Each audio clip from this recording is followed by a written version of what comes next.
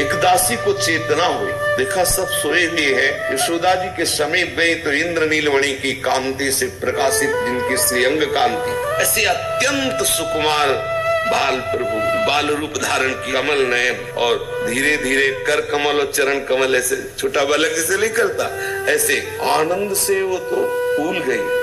अब वो यशोदा जी को जगा रही कि यशोदा जी से कहती है कि सखी उठो, महामंगल आनंद हुआ, तुम्हारे लाला हुआ। अब समझो दासी को बताना पड़ता तुम्हारे लाला हुआ, ये ऐसे लाला है जिनके हो रहा उनको खुद पता नहीं है कि लाला हुआ कि नहीं, ये इनकी योग माया का प्रभाव। उस सखी ने सब सखियों को, दासियों को जगाया। अरे महामंगल मोद का अवसर, देखो यशोदा मैया ने बड़ा सुंदर लाला जाया, सब मिलकर यशोदा जी को जगाया और सखिया कह रही है, यशोदा जी जो आपके हृदय में बहुत दिन से भावना थी कि हमारे लाला हो, देखो प्रभु की कृपा से लाला हो और कितना सुंदर हुआ है। यशोदा जी जगी तो देखा कि मन भावता जैसा वो स्वप्न में देखती थी, जैसा वो जागृत में भावना में देखती थी कि हमारा लाला ऐसा, ठीक वैसा ही लाला आनंद में मगन होकर के कहा कि आप ये सूचना बाबा को पहुंचाइए, नंद बाबा को। दौड़ करके दासी जाती है, बाबा से कहती है, बाबा समस्त कामनाएं आज फलीभूत हो गई। आज यशोदा मैया ने बहुत ही सुंदर लाला प्रकट किया है, आप चल करके मुख दर्शन कीजिए। बाबा एक तो अवस्था भी बहुत है और ये चाह हृदय में बहुत बड़ी बाबा की, और कोई ये सोच भी नहीं सकता था कि ऐसी अवस्था में नंद बाबा और यशोदा के ये भी सुख होगा। बाबा तो भागते हुए व्याकुल, जैसे दशरथ जी को दासी ने सूचना दी कि आज आपकी जितनी मन भावती कामना थी पूर्ण, 4 बालक थे। दशरथ जी के आंखों से अश्रु बरसने लगे और कह रहे, जाकर नाम सुनत शुभ होई, मोरे गृह आवा प्रभु सोई। जिसका नाम उच्चारण करने वाले का महाशुभ महामंगल हो जाता है, वो प्रभु मेरे घर बालक बनकर लड़खड़ाते हुए, चक्रवर्ती सम्राट महाराज दशरथ लड़खड़ाते हुए प्रेम विकलता में महल की तरफ भागते हैं। जाकर नाम सुनत शुभ होई, मोरे गृह आवा प्रभु सोई। परमानंद पूरी मन राजा, कहा बुलाए बजाओ बाजा, बाजा बजाओ, मेरे घर प्रभु पधारे हैं, परमानंद स्वरूप प्रभु पधारे। ठीक नंद बाबा की ऐसी ही दशा है। नंद बाबा आनंद में उलझते हुए आए, जब लाला का मुख देखा इतने आनंद में उमगे, जो भी वस्त्र आभूषण जो सब न्यौछावर करने लगे। सूचना पहुंचाने के लिए दास दासियां पूरे ब्रजमंडल में भागे, सुनो सुनो नंद यशोदा के यहाँ लाला हुआ है, बहुत ही सुंदर नीलमणि लाला हुआ है। ब्रजवासियों के प्राण थे नंद बाबा, और नंद बाबा के हृदय में परमानंद की बाढ़, लाला प्रकट हुआ, ब्रजवासी भाग रहे। फिर ध्यान आता है कि कुछ भेंट लेके जाना चाहिए। तो ब्रजवासियों की सबसे बड़ी महिमामयी भेंट है दूध दही छाछ मक्खन।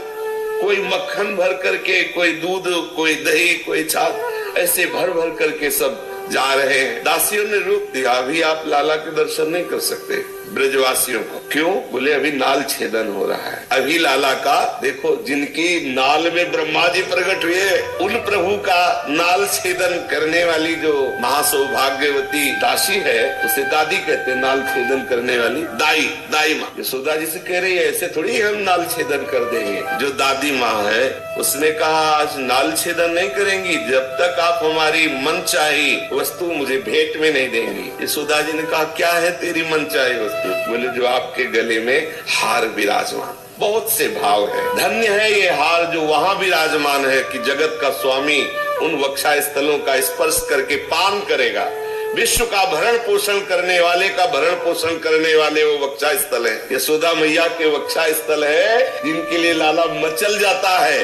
जग का जीवन दाता, उसके जीवन का पोषण वहां से होता है। बहुत से भाव है, इसीलिए दादी माँ ने कहा, हम आपके उर का वो हार लेंगे। और दूसरी भावना एकांतिक है कि आपका हम हृदय हार लेंगे और मुझे कुछ ले चाहिए। यशोदा का हृदय हार क्या है? कन्हैया, कृष्ण प्रेम, कृष्ण। यशोदा जी कुछ बोल नहीं पाई तो उसने फिर और जोर की बात कही। और जो है उनके लिए बहुत से गोप हैं, बहुत से गोप जजमान जो उनकी आशा पूर्ति। हमने आज तक किसी को अपना जजमान नहीं, हमारे लिए तो आपका ही केवल घर है। बहुत दिनों से अर्थात पूरे जीवन में केवल एक ही आस थी कि आपके लाला और उस लाला का मैं नाल छेदन करूं। उसका मुख दर्शन करूं। आज मुझे वो सौभाग्य प्राप्त हुआ। दाई माँ ने जब ये अपना नेग आचार मांगा कि मुझे अपने तो प्रगट में वो हार और फिर अंतर से श्री कृष्ण प्रेम प्रदान, वात्सल्य सिंधु यशोदा जी ने उसे श्री कृष्ण प्रेम प्रदान किया। कौन सा सौभाग्य प्रभु अपने भक्तों, वो भक्त ही महान प्रेमी भक्त है। कैसा सौभाग्य,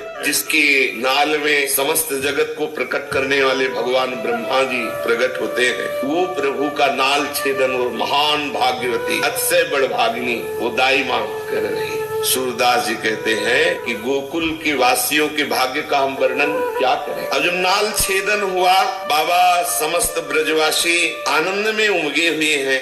कुछ ब्रज के जो विद्वान जन है, जो बाबा के पुरोहित हैं, वो सज धज करके चले। तो ब्रह्मा जी ने विचार किया कि ये अवसर हमें नहीं चूकना चाहिए।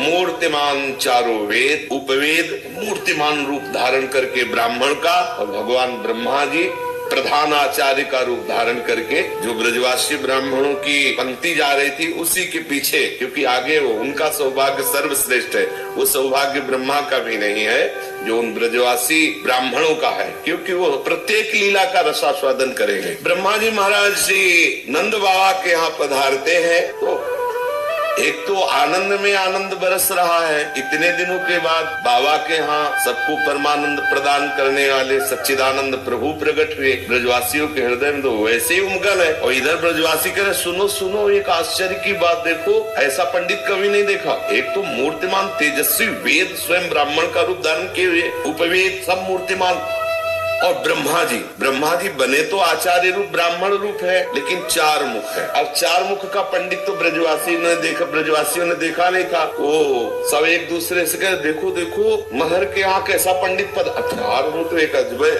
रूप होगा ना। आचार्य स्वरूप ब्रह्मा जी और उनके अनुगामी चारों वेद और उपवेद सब मूर्तिमान ब्राह्मण रूप होकर अंदर आदर दिया। और सबसे पहले जे ही अंदर गए तो स्वस्ति वाचन प्रारंभ किया। ब्रह्मा और वेदों ने मूर्तिमान रूप धारण कर पुरोहित का स्वस्ति वाचन किया। अब तो भीड़ लग गई ब्रजवासी और ब्रजवासिनों की। जो सखिया थी बोले सखी आश्चर्य है, 8 नेत्र है, 4 मुख है, और ये आगम की बात बखानने वाला बड़ा प्रवीण पंडित दिखाई दे रहा है। सब सुनना चाहते हैं। क्यों सुनना चाहते हैं? 4 मुख से कैसे आवाज निकलती है? भाई एक मुख से बोले तो सब पता है, 4 मुख से कैसे बोलेगा? तो सब सुनना चाहते हैं। हाँ सुन पाता है। पहला आश्चर्य तो नंद के लाला का प्रकट हुए, और दूसरा आश्चर्य उनके यहाँ एक पुरोहित आया है, 8 नेत्र 4 मुख वाला बड़े बड़े तेजस्वी ब्राह्मण है। तो सब उस आश्चर्य को, दोनों आश्चर्य को देखने के लिए आते हैं। नंद बाबा ने जब देखा कि स्वस्ति वाचन किए और आकांक्षा जता रहे हैं कि हमें भर नेत्र तो बालक को देख लेने दो, तो जो झीना पर्दा था हटाया गया। ब्रह्मा जी ने प्रभु के उस बाल रूप का दर्शन किया, वेदों ने भी दर्शन किया, और परम सुख ब्रह्मा को मिल रहा है प्रभु के रूप का दर्शन करके। और भगवान ने ब्रह्मा की तरफ देखा, एक किलकारी मारी। वो नन्हे नन्हे सी चरण, नन्हे नन्हे कर कमल, वो विशाल नेत्र, और उनकी किलकारी ब्रह्मा जी के हृदय में प्रेम उमगता है। वो विवश हो रहे, प्रेम विवश हो जाते हैं।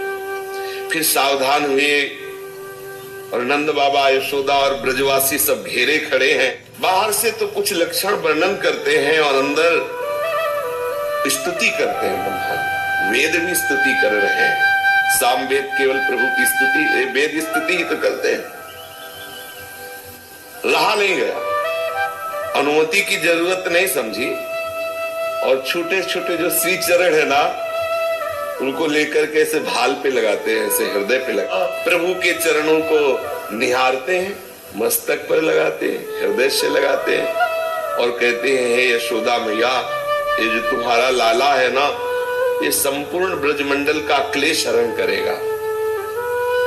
तुम्हारे लाला का चिंतन, तुम्हारे लाला का आश्रय, तुम्हारे लाला का दर्शन संपूर्ण ब्रजवासियों के क्लेश का नाश करने वाला होगा। आपके जो लाला के लक्षण लिखे हुए हैं भाल में, श्री चरणों में, कर कमल में, वो मैं पढ़ के बता रहा हूं कि इतना महामहिमा में है कि जो अर्थ धर्म काम मोक्ष चारों के त्यागी, पूर्ण काम आप्त काम परमहंस है, वो भी इसके दर्शन की आकांक्षा करेंगे, वो भी हृदय में इसकी कृपा की चाह मनाएंगे। जिससे श्री सुखदेव जी आदि ये परमहंस महापुरुष जन धर्म अर्थ काम मोक्ष चारों से विरक्त है, चारों पुरुषार्थों से पूर्ण विरक्त है, लेकिन श्री कृष्ण में आसक्त है। सनक सनंदन सनातन सनत कुमार आदि ब्रह्मा जी की दशा बदल रही, आंगन में लूट रहे हैं, वो आँख की रज लेकर माथे पे लगाते। और ब्रह्मा जी नहीं, वेद भी जो ब्रह्मा जी के साथ आए हुए लूट रहे, इसीलिए तो ब्रज की महिमा अपार है। नंद सदन की रजले सिर धरे, और बड़ी बड़ी श्वासें, जब प्रेम का आवेश होता है तो श्वास भी नहीं ली जाती, विकलता, लंबी श्वास खींचते, रज में लौट रहे, रज लेकर के अपने शरीर पर लगाते, माथे पे लगाते हैं। ब्रजवासी जन तो आश्चर्यचकित हो रहे हैं। चार मुख वाले ब्रह्मा, चार खोपड़ी वाले ब्रह्मा जी जब लौट रहे हो तो कैसा लगेगा, बोल रहे हो तो कैसा लगेगा। उनके साथ तेजस्वी वेद, दो आश्चर्य, एक तो नंद बाबा और यशोदा के इस अवस्था में और आश्चर्यजनक बालक, ऐसा सुंदर बालक, और दूसरा वहां उत्सव में ऐसे ब्राह्मण पधारे हुए हैं, मानो जैसे कोई तमाशा खड़ा हो गया हो, ऐसे सब और ब्रजवासी भोले जल, तो एक दूसरे के कान में ऐसे बोलते हैं, देखो देखो कैसे लौट रहा है, देखो देखो कैसे रज लगा रहा है, देखो देखो कैसे इसके चारों मुखों से आवाजें निकल रही। ब्रजवासी सखा ब्रजवासी सब जब ब्रह्मा जी कुछ बोलते हैं ना, तो सब ऐसे से मतलब जब पूरे जाल का, अब वेद की भाषा ब्रह्मा की, वो सब ऐसा लग रहा है कि मतलब पूरे सब जैसे नहीं कोई बोल रहा हो तो जी हाँ ऐसे सब ब्रजवासी ऐसे घेरे हुए और आश्चर्यचकित, और ऐसा लग रहा है पूरी बात समझ रहे। और ब्रह्मा जी जब वेद बोल रहे तो ब्रजवासियों का वेद अलग होता है, ब्रह्मा का वेद अलग है। ब्रजवासियों का वेद सुनना तो छेड़ देला सुला देंगे। ब्रजवासियों के पंडित का नाम हो गया चौमुखा पंडित। ब्रज में अपने चौमुखा भी है ना, इसलिए उनके स्थान भी है। भगवान ब्रह्मा जी को ये परम सौभाग्य मिला, वो आचार्य रूप से आए, उनके आंगन की रज मिली, लालजू के दर्शन हुए, ब्रजवासियों का कृपा प्रसाद हुआ। समस्त ब्रजवासी आनंद में उमगते हुए बाबा के यहाँ पधारे हुए थे। पूर्ण श्रृंगार करके ब्रज गोपियां मंगल थाल सजा करके बाबा के यहाँ पधार रही, और जो ग्वाल बाल हैं वो गुंजा की माला पहन करके, घेरू आदि से चित्रकारी करके, सिर दधि माखन के माट गावत गीत नए, बड़े बड़े विशाल मटके जिनमें कोई दही लिए हुए, कोई दूध लिए हुए बाबा के घर आ रहे। बाबा के घर के आंगन की चिदानंद महता, 84 कोस के ब्रजवासी, ब्रजवासिनी सखा सब बाबा के आंगन में है। और आश्चर्य की बात, दही दूध के खार हैं, मटके में नहीं रखा है, बड़े बड़े कुंड है वो आंगने में, एक दूसरे को उठा उसी में डाल रहे हैं। 84 कोस में रहने वाले ब्रजवासी बाबा के आंगन में, और ऐसे नहीं कि ठसे हुए ऐसे चिपके खड़े हो, आनंद बच रहा है, नृत्य हो रहा है, बधाइयां। ये चिदानंद मेहता बाबा के आंगन के, जहाँ ब्रह्मा भी लौट रहे और जहाँ की चरण रज महादेव भी माथे को आगे का शेष प्रसंग कल चर्चा। श्री राधा वल्लभ लाल की जय।